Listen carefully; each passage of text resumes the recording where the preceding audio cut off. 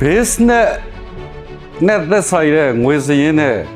personal ငွေစရင်းနဲ့ရောရှက်နေတာဖြစ်တယ်။အဲ့ဒီလိုမျိုးရောသုံးနေတဲ့ဟာဒီပေါ်တန်လို့တွေးပေမဲ့မလိုလားအပ်တဲ့ကြီးမားမားဆုံးရှုံးနေတာမျိုးတွေဖြစ်နေတယ်။ကမ္ဘာပေါ်မှာ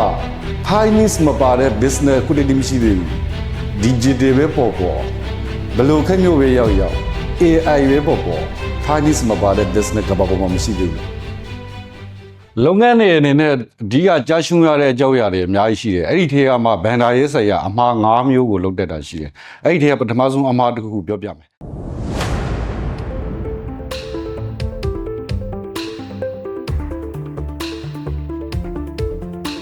အဲ့ဒါဘာလဲဆိုလို့ရှိရင် profit no profit မဟုတ်ဒီကအဓိကအရေးကြီးတဲ့ဟာဒီ cash flow လက်ရည်ကြီးတယ်အဲ့တော့ဘန်ဒါရေးဆိုင်ရာနဲ့ပတ်သက်လို့မှားနေတဲ့အမှားပေါ့အဲ့ဒီတည်းကပထမဆုံးအမှားပြောပြမယ်အဲ့ဒါဘာလဲဆိုလို့ရှိရင်လုပ်ငန်းတွင်ငွေသားစစ်စင်မှုကိုလုံးဝလှည့်ပြီးရှူရတာအမျက်နောက်ကိုပဲလိမ့်နေတာအမှန်ကတော့အမျက်မလိုဘူးလားလိုတယ်သို့တော့ငွေသားစစ်စင်မှုကအာမကောက်ဘူးဆိုရင်လုပ်ငန်းလုံးဝရက်တော့ပြီအင်္ဂလိပ်လိုပြောရင် game over ဖြစ်တော့ပြီပေါ့တနည်းအားဖြင့်ပြောရင်ပြိုင်ပွဲမှာကြရှုံးသွားပြီလို့သိရမယ်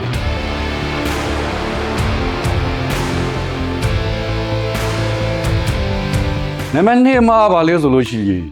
no budget no financial plan budget မရှိဘူးဘန်ဒါရေးဆိုင်ရာပြင်ဆင်မှုနဲ့ပတ်သက်လို့ဘာအစီအစဉ်မှမရှိဘူး plan မရှိဘဲနဲ့တော့နေတယ်ဘုမဟုတ်budget မရှိဘဲနဲ့တော့နေတယ်ဆိုရင်မြက်ကန်းတယောက်လိုလမ်းလျှောက်နေတာနဲ့အတူတူပဲအဲ့တော့စဉ်းစားကြည့်လေမြက်ကန်းလမ်းလျှောက်တယ်ဆိုတဲ့ကိစ္စတည်ဘယ်လိုအခက်အခဲတွေရှိမလဲဘယ်လောက်အမှားတွေလုံးမိမလဲအဲ့ဒါနံပါတ်2အမှားပဲ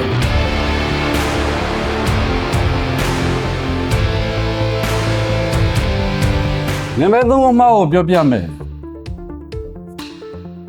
အဲ့ဆိုလို့ရှိရင် business နဲ့သက်ဆိုင်တဲ့ငွေစရင်းနဲ့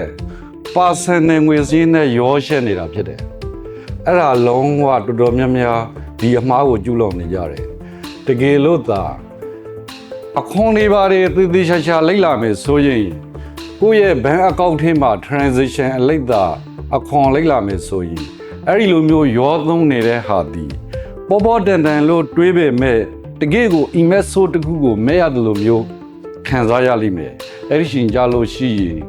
မလိုလားအပ်တဲ့ကြီးမားမားဆုံးရှုံးနေတာမှုတွေဖြစ်လိမ့်မယ်ဒီနေ့ကစပြီးတော့ကိုယ်ပိုင် bank account နဲ့ business bank account နဲ့ခွဲခြားလိုက်ပါ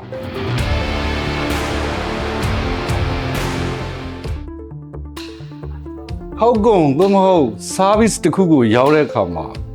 cost per unit တေရှာတွက်ချက်မှုမရှိရဒါဆိုရင်ဈေးနှုန်းသတ်မှတ်တဲ့အခါမှာအမှားတွေအများကြီးဖြစ်တတ်တယ်အရန်ဈေးပေါ်လို့မရဘူးအရန်ဈေးပေါ်ရင်ရောက်လေရှုံးလေဖြစ်သွားမှာဈေးနှုန်းအရန်မြင်တော့ရင်လည်းပဲ client တွေ customer တွေကကိုယ့်ကိုထားပစ်ခဲ့လိမ့်မယ်ဒါကြောင့်ဈေးနှုန်းကိုပေးတဲ့တန်ဖိုးနဲ့မျှတအောင်ရှင်စပြီးတော့သတ်မှတ်ရမယ် costing and pricing strategy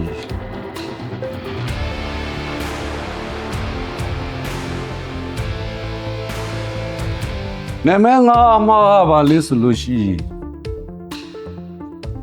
မသိဘဲနဲ့သိတယ်ထင်နေတာ finance ဆိုတဲ့အကြောင်းအရာအဲ့လိုသိရလို့ထင်နေတဲ့အခါကျတော့ကျွမ်းကျင်တဲ့ CFO တို့ financial advisor တို့ဒီလိုမျိုးလူတွေနဲ့ရှိခဲ့ပြီးတော့အကြံဉာဏ်နဲ့မယူတော့ဘူး finance နဲ့ပတ်သက်လို့ training တွေပါတယ်ပေးတယ်ဆိုရင်ကိုယ်နဲ့မဆိုင်ဘူးပဲလို့ထင်နေတာမိတ်ဆွေတယောက်တည်းအကုန်လုံးလုံးနိုင်မယ်ထင်သလားမိတ်ဆွေရော finance နဲ့ပတ်သက်လို့ specialization တွေပါတယ်ယူခဲ့သလားတူတယောက်တည်းလုပ်ငန်းတိုးရှင်းဖို့ဆုံးဖြတ်ချက်အမားတွေကိုအများကြီးရှောင်နိုင်ဖို့လိုတယ်မဟာဗျူဟာမြောက်ရည်မှန်းချက်တွေရှာတဲ့အခါမှာလုပ်ငန်းအတွက်အစီအစဉ်တွေရွေးချယ်ဖို့လိုတယ်ဒါ strategic planning လို့ခေါ်တယ်အဲ့ strategic planning မှာ financial advisor တို့ CFO တို့မပါဘူးဆိုရင်မိတ်ဆွေတယောက်တည်းဟုတ်လားလည်းမသိဘူး မှန်သလားလည်းမသိဘူးဒီလိုမျိုးတယောက်တည်းနေပြီးတော့တကွင်းလုံးကိုပက်ကန်နေလို့မရအောင်မသိတဲ့ဟာတွေကိုများများသိအောင်လစ်လာပါမိတ်ဆွေအနေနဲ့ခုနကဆွေးနွေးခဲ့တဲ့အမားတွေတည်းကတခုခုကျူးလွန်နေသလားဆွေးနွေးပေးဖို့အကူအညီလိုတယ်ဆိုရင် Maximum Solution ကိုအခုပဲဆက်သွယ်လိုက်ပါ